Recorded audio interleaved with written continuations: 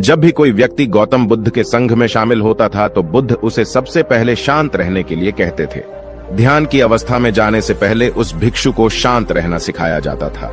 आज के दौर में हर तरफ सौरी शोर है। इसकी वजह से दिमाग में तनाव पैदा होना लाजमी है। ऐसे में अगर आप हर रोज कुछ देर मौन रहने का अभ्यास करते हैं तो इससे आपके तनाव पैदा होने वाले हार्मोन के लेवल में कमी आती है। इससे आपका दिमाग शांत होता है, गुस्सा नियंत्रित रहता है और तनाव बढ़ाने वाले हार्मोन्स का लेवल घटता है। आज के इस वीडियो में हम जानेंगे कि किन मौकों पर हमें शांत रहना है और किन मौकों पर हमें बोलना है और शांत रहने से हमारे अंदर क्या बदलाव आ सकता है। दोस्तों, संध्या काल का समय था। गुरु अपने सभी शिष्यों को बुलाते हैं और कहते हैं, कल सुबह सब लोग नदी में स्नान करने के बाद तुरंत हमारी कुटिया के सामने उपस्थित हो जाना।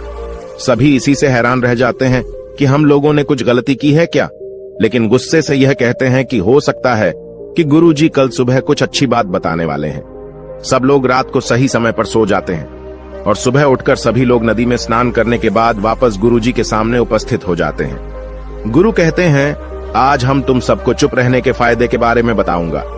गुरु कहते हैं, 10 मौके जहां पर चुप रहने से होता है लाभ और बोलने से नुकसान। गुरु कहते हैं, अगर आप इन 10 मौकों पर शांत हो गए यानी मौन हो गए तो आप जो चाहेंगे वही मिल जाएगा। आपकी जिंदगी में चमत्कारिक बदलाव शुरू हो जाएंगे। जरूरत से ज्यादा बोलना या चुप रहना दोनों ही अच्छी बात नहीं है। जैसे जरूरत से ज्यादा बारिश हो जाना या फिर धूप दोनों ही दिक्कत देती है, उसी तरह अनावश्यक बोलने से भी काफी नुकसान होता है। गुरु कहते हैं कि पहला ऐसा मौका जहां पर व्यक्ति को चुप रहना चाहिए, बिना तथ्य के ना बोले। गुरु ने कहा, अगर आपके पास कोई तथ्य नहीं है तो वहां चुप रहने में ही भलाई है।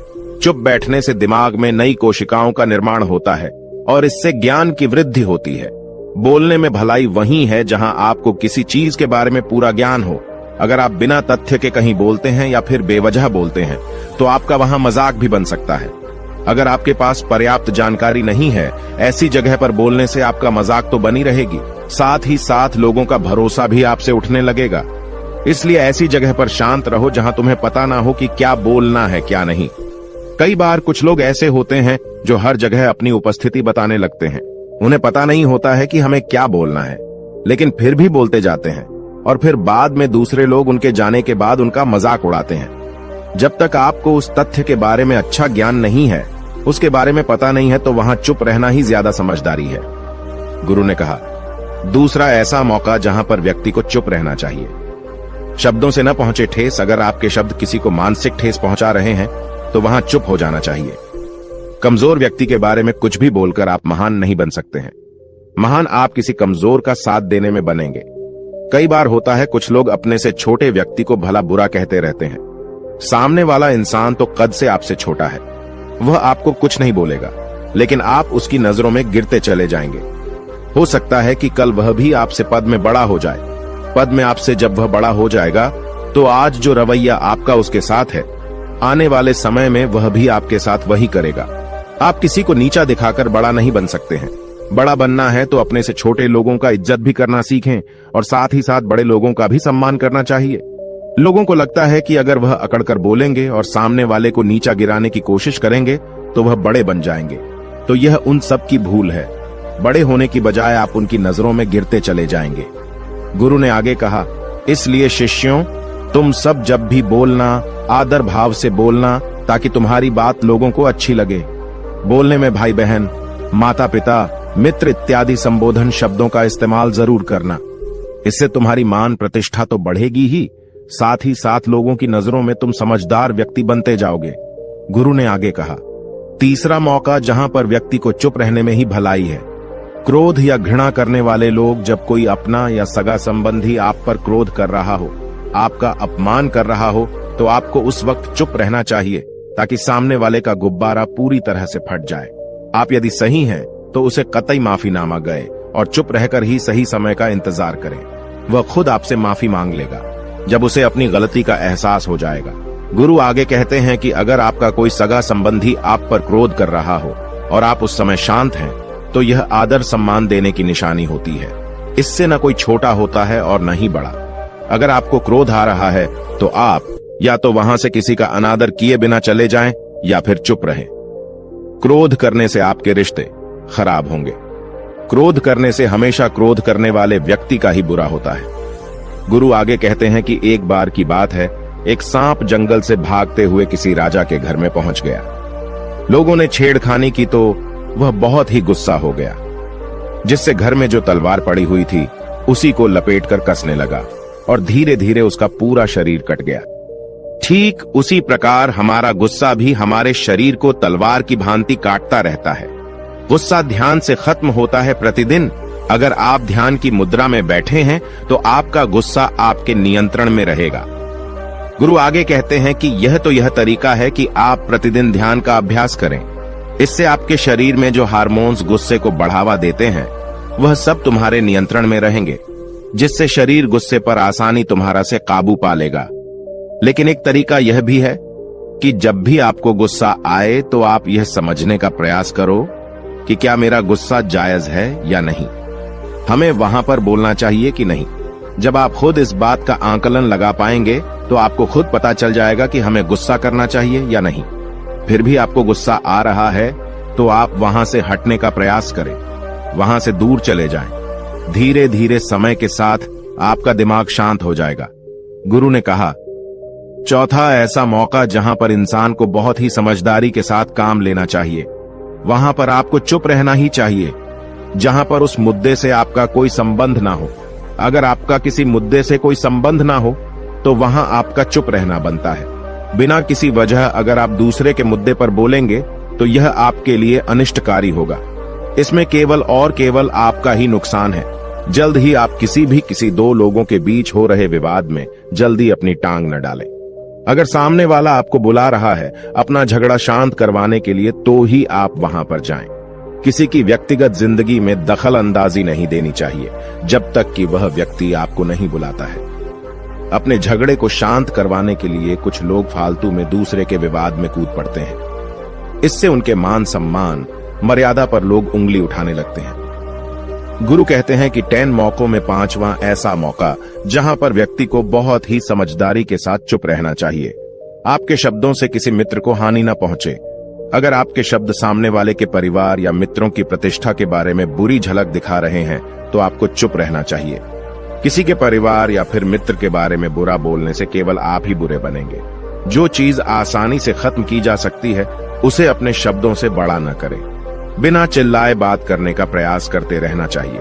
अगर आप बिना चिल्लाए कोई बात नहीं कह सकते तो आपका चुप रहने में ही भलाई है।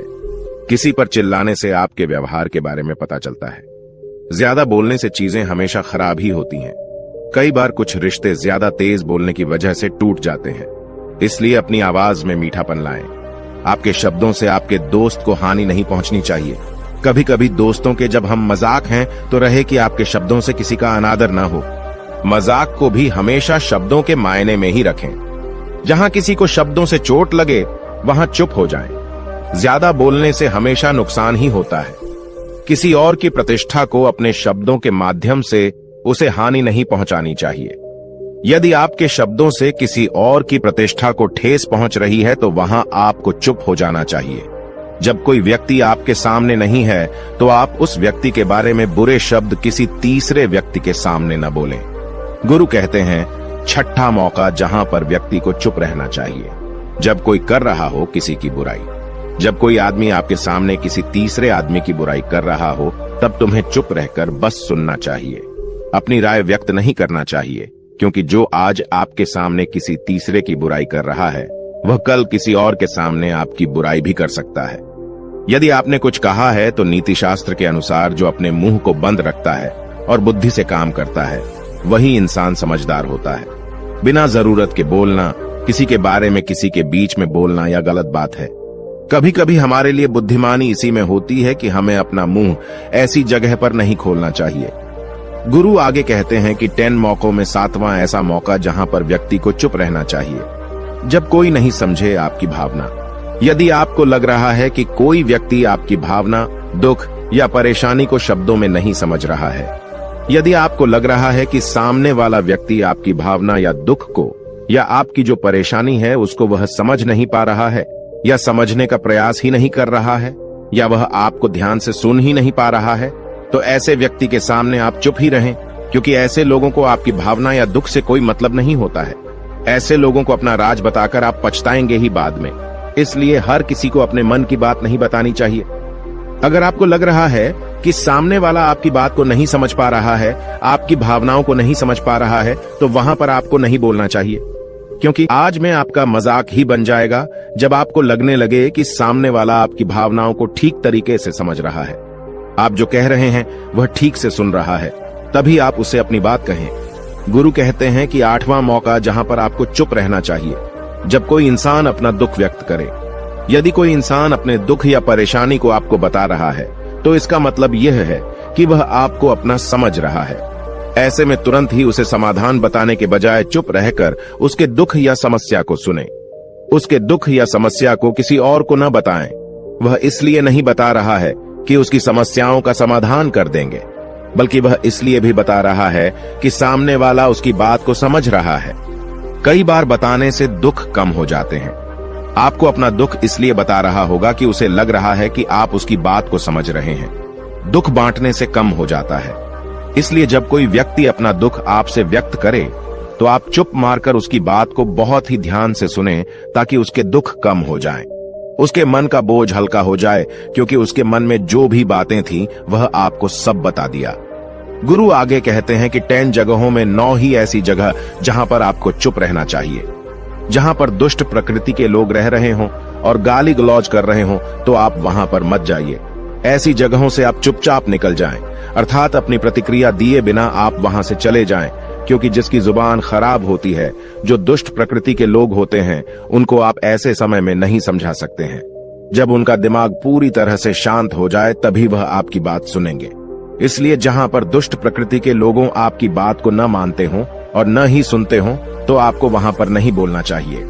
गुरु कहते हैं कि 10 माह ऐसा मौका जहां पर आपको शांत हो जाना चाहिए। अपनी सफलता का राज हर किसी को न बताएं। कई बार होता है कि कुछ लोग जो सफलता को बहुत ही जल्दी अर्जित कर लेते हैं, वे हर जगह अपनी सफलता का ढिंढोरा पीटने लगते हैं। ऐसे में क्या होता है कि कई लोग आपकी सफलता से खुश नहीं होते हैं। अगर आप अपनी सफलता का जबरदस्ती लोगों में ढिंढोरा पिटवा रहे हैं, तो लोगों की नकारात्मक ऊर्जा आपको प्रभावित कर सकती है। जब आप सफल होंगे, तो सबको पता चल जाएगा कि आप सफल हो गए हैं। ढिंढोरा पीटने से नुकसान आपका ही होगा। इतना कहकर गुरु ने कहा, शिष्यों, आज के लिए बस इतना ही। अगर तुम सब मेरी इन 10 बातों को अपने जीवन में अपना लेते हो, तो तुम सब काफी हद तक परेशानियों से बचे रहोगे। यहाँ से जाने के बाद मेरी यह बातें आपके जीवन किसी वरदान से कम साबित नहीं होंगी।